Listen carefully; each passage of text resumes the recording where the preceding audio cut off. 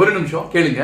ஒரு ஏசி கம்பார்ட்மெண்ட்ல 20-25 வயசு மதிக்கத்துக்கு ஒரு பையன் ஜன்னல்கிட்ட உட்காந்துக்கிட்டு, அப்பா அப்பா அது பாரு எவ்வளோ வேகமாக அந்த மரங்கள் போகுது, அப்போ அந்த ட்ரெயின் எப்படி கிராஸ் ஆச்சு பாரு, அப்பா அந்த பாரு டிவி இருக்கிறாங்க வெளியில் அப்படின்ட்டு ரொம்ப ஆச்சரியமாக எல்லாத்தையும் சொன்ன உடனே பக்கத்தில் ஒரு ஜோடி இருக்காங்க.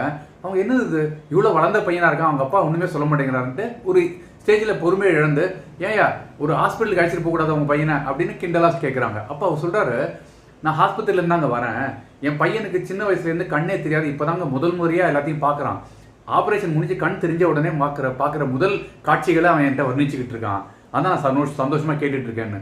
அவங்க 2 பேரும் ரொம்ப கூனி குறுக்கி ரொம்ப வருத்தப்பட்டாங்க.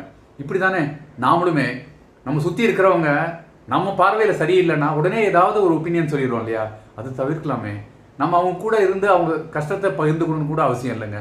ஆனால் நாம் ஒரு மனசில் நமக்கு ஒரு ஒப்பீனியன் ஃபார்ம் பண்ணாமல் அவங்க ஏதோ கஷ்டத்தில் இருக்காங்கன்னு விட்டுடலாம் இல்லையா.